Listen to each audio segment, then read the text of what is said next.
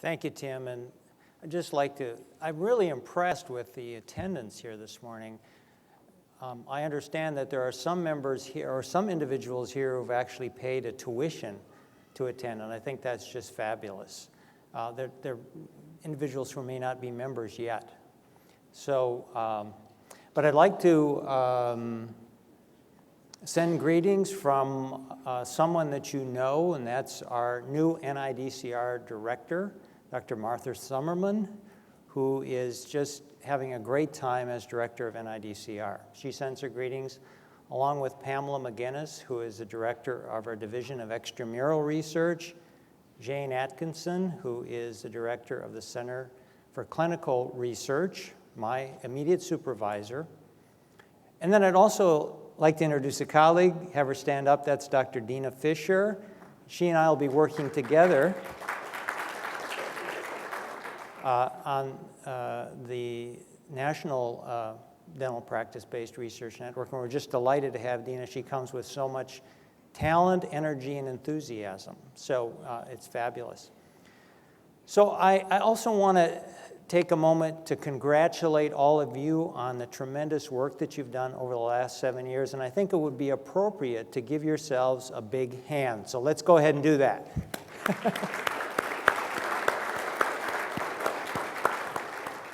And then I'd also like to thank the University of Washington and Oregon, and I'm not going to name names because I'll certainly forget somebody, but for all they've done in collaborating with you to make this a reality. This is just phenomenal. This is something that this whole concept of dental practice-based research met with a huge amount of skepticism. And now I think the tide has turned. We've reached a tipping point now where it's really been accepted. Medicine has been at this for much longer, but there's a lot of skepticism in dentistry that this just wouldn't work, and I think we've demonstrated with the studies that you've done, the peer-reviewed manuscripts we have. We'll probably have close to 60 studies that will be completed of one form or another, and at least 81 peer-reviewed manuscripts have been published, many more abstracts and other forms of dissemination. So I think you've just done a terrific job. And your leadership here with Dr. Daroon, Tim Daroon, Jack Farrakane, and others, it's just been fabulous. And we're really looking forward to engaging all of you as we go forward into this national network, which is really, really exciting. So what I'm going to do is kind of take you down a little trip through memory lane, give you a little background, and then talk a little bit about the national network, and you'll hear more about that as the meeting goes today. So the purpose of the PBRNs, I think you're all aware of, is really to strengthen the knowledge base for making clinical decisions. The studies that we conduct can be of a variety of different types. But we've learned some things, and I'll talk about those a little later, but we're finding that, for instance, prospective observational studies seem to work very well in a PBRN. Registries have the potential to be very important, surveillance functions and so forth. So all of these things are possibilities within a practice-based research network. You can think of a practice-based research network as kind of a window onto what really happens in clinical practice. I think that's the most important thing. And in speaking with some of you last evening, it was pretty clear that each of you practice a little bit differently, but that's very important to know because essentially it's that interface between you and your patient, which is what all of this is about. We fund research at the NIH to really affect that relationship between you, the practitioner, and the patient. If it never gets there, then it's really not something that we could say would be, we've been totally successful. So it's very important then, and that's why practice-based research is extremely important. The practice-based research really draws on your experience and insights, which are extremely valuable, so continue to provide those. It also provides this partnership between you and the academic community. I'm sure many of you probably, one of the first things that comes to mind, you probably don't particularly like designing studies, but you like to come up with ideas. So our academic colleagues can help you design the studies and then vet those through you to see whether they're actually feasible and practical to conduct in a practice-based research network. So this relationship between the academic community and the practitioner, I think, is essential to this whole process. We're hoping that the process speeds up translation into clinical practice. As I was discussing earlier, the oft-quoted translation time that you hear is 13 years is probably shortened up a little bit, but we'd like to cut that down to maybe a year or two. Wouldn't that be fantastic? So that when clinical findings become available, they're translated very rapidly into changes in clinical practice and ultimately improvements in the public health, because that's what this is all about. Initially we had, and I think all of you are familiar with the 3 networks, and then we have this Condor umbrella organization whereby the 3 networks could then conduct several studies, or did conduct several studies that were of interest to all 3 networks. Presently, we have well over 1,500 dentists engaged in this endeavor across the country. We have relative diversity, but we feel with the national network we'll have even more diversity than we have now. And this will give you a little overview of some of the accomplishments. So this is what the map looked like in 2006, based on the information that was provided to NIDCR by each of the networks. This is what the map is looking like now. So we've touched the lives of dentists in all but a few states who have been engaged in some way in this endeavor. And we'd like to have that map totally green, perhaps in the next couple of years. Oh, by the way, you probably noted this Scandinavian piece up in the corner. We did actually have Scandinavian dentists engaged too, and that was really quite an interesting relationship. There's not a provision at this time for including dentists from outside the U.S.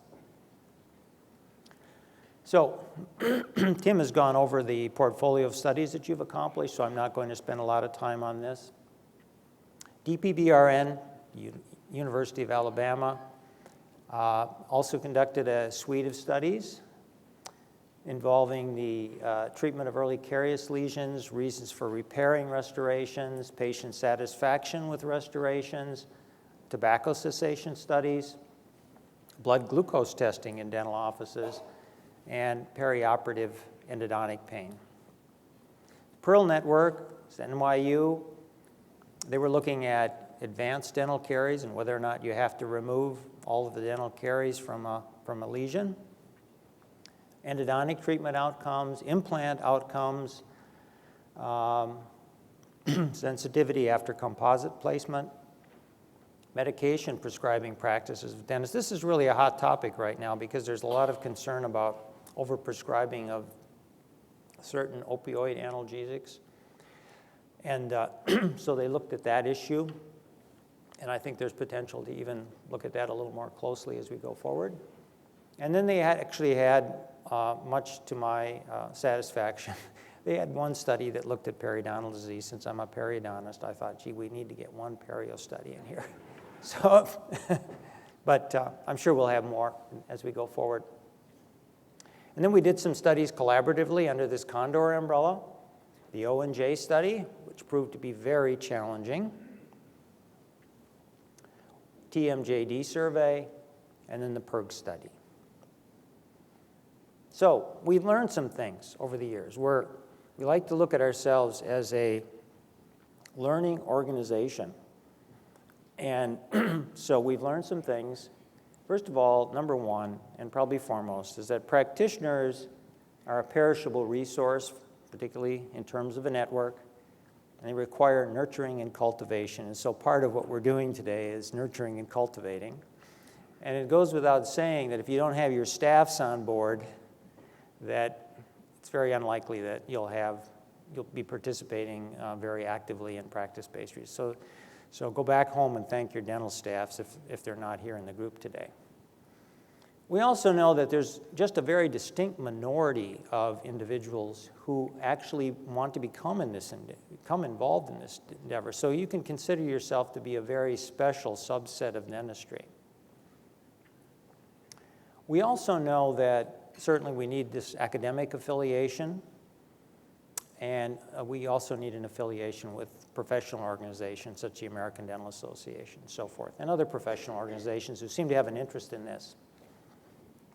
Also, it appears that community clinics and the federal dental services are interested in becoming engaged. So there are provisions in the national network for the inclusion of these entities as well. We also have determined that there are varying levels of interest in practice-based research. There are almost, shall we say, 3 tiers. We've got an outer tier of individuals who may involve themselves in surveys occasionally, then an inner tier where, or shall we say a second tier where individuals may become involved in more complex, say, prospective observational studies, and then an inner tier that actually can do a randomized controlled study in their office. So there are different levels, and that group is fairly small because it requires more time and effort and potentially more disruption of practice as well. We also know that office staff is essential, their interest. And we thought that obtaining IRB approval would be a huge hurdle, but it turned out not to be the problem we anticipated in the 3 networks. So that's been good. And I think as we go forward, that should not be significant in terms of a significant challenge. And then the other issue is obtaining informed consent. There were concerns about this. Could your office staff, your front desk staff, could they actually take informed consent? You know, they're not specifically trained to do that. They're not first and foremost researchers, but yet it turned out that they could do that if the forms were not too lengthy.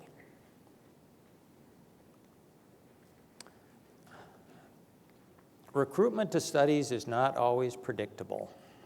It's something called, I think it's Lasagna's law or something like that. And what that means is that when you come to the table and you say, this would be a terrific study, and you've seen the patients in your practice, and then when you start enrolling, they all seem to have disappeared. For some reason, they're gone. So Lasagna's law, I think that's called. So that ties in with the second thing, that the potential subjects are often overestimated. Loss to follow-up is another issue. I was talking with one of your colleagues last night about this issue in the pulp capping study. So what happens to the patients that you place a pulp cap and they don't show up? You assume they're successes or failures.